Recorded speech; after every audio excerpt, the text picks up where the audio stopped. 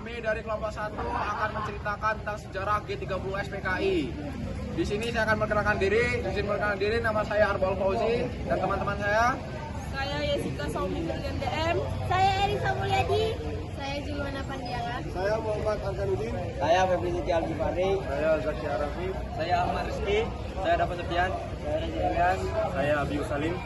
G30 SPKI adalah sebuah peristiwa bersejarah yang terjadi pada malam tanggal 30 September hingga awal 1 Oktober 1965 di Indonesia. Peristiwa ini juga dikenal dengan sebutan Gestapo, Gerakan September 30, dan Gestok, Gerakan 1 Oktober. Gerakan ini melibatkan pembunuhan 6 perwira tinggi militer Indonesia dan beberapa orang lainnya dalam usaha percobaan kudeta yang kemudian ditundukkan kepada anggota Partai Komunis Indonesia atau PKI. Sejarah G30 SPKI. Peristiwa G30 SPKI terjadi pada masa pemerintahan Presiden Soekarno yang menjalani sistem demokrasi terpimpin.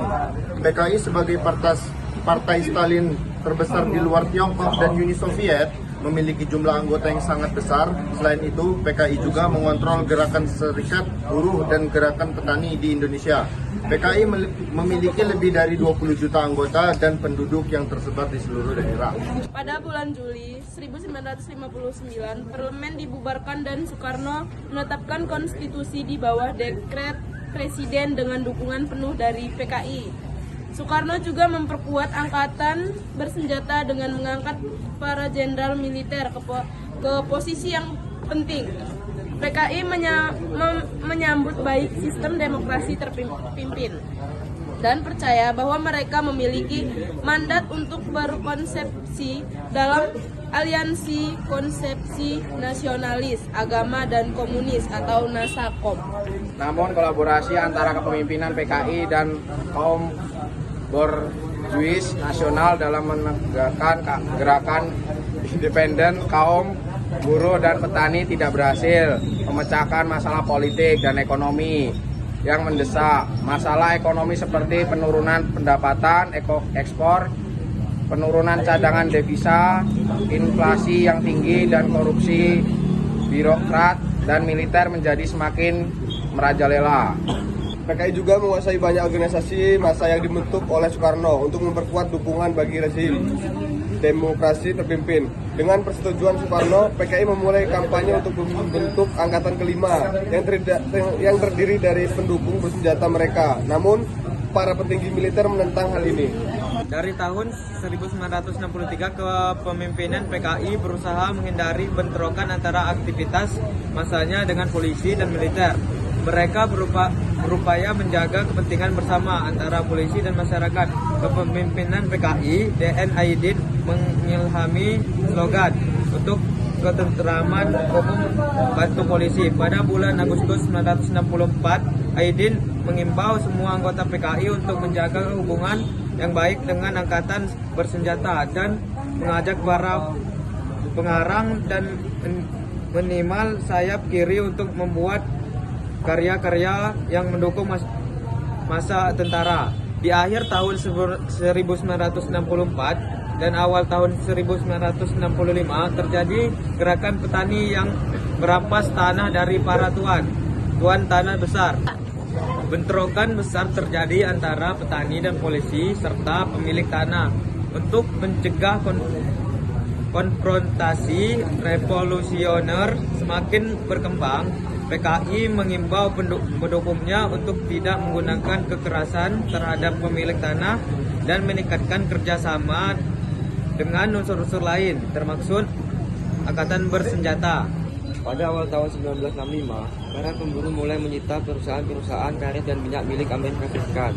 PKI menjawab dengan memasuki pemerintah secara resmi. Pada saat yang sama, para jenderal militer juga menjadi anggota kabinet. Menteri PKI duduk di sebelah petinggi militer dalam kabinet Soekarno dan terus mendorong citra bahwa angkatan bersenjata adalah bagian dari revolusi demokrasi rakyat. Tujuan G30 SPKI. Gerakan 30 September PKI memiliki tujuan yang menjadi perdebatan dan interpretasi berbeda. Namun, beberapa tujuan umumnya yang dihubungkan dengan gerakan ini adalah pengambil alihan kekuasaan.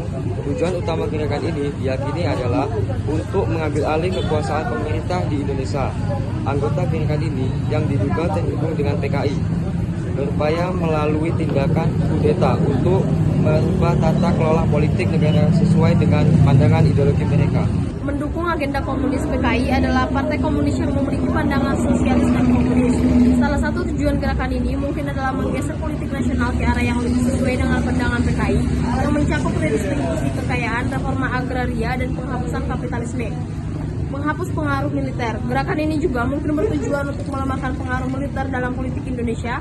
Keterlibatan perwira tinggi militer dalam gerakan ini dapat diartikan sebagai usaha menggantikan struktur kekuasaan yang ada dengan kekuatan yang lebih sesuai dengan ideologi komunis. Menghapus faksi-faksi tertentu, ada juga pandangan bahwa gerakan ini bertujuan untuk menghilangkan faksi-faksi tertentu dalam militer atau politik yang dianggap tidak sejalan dengan tujuan gerakan atau PKI.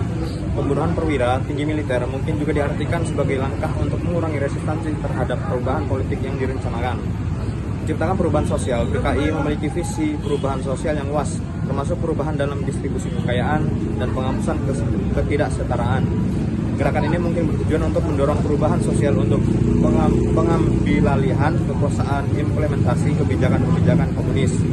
Perwira yang gugur dalam peristiwa gerakan 30 September PKI, 7 perwira tinggi militer Indonesia tewas sebagai hasil dari serangan yang terjadi. Para perwira yang telah gugur adalah Letnan Jenderal Anumerta Ahmad Yani, Mayor Jenderal Raden Suprapto, Mayor Jenderal Mas Tirto Darmo Haryono, Mayor Jenderal Siswondo Parman, Brigadir Jenderal Donald Isa Panjaitan, Brigadir Jenderal Sutoyo Siswadi Harjo, Letnan Pierre Andreas.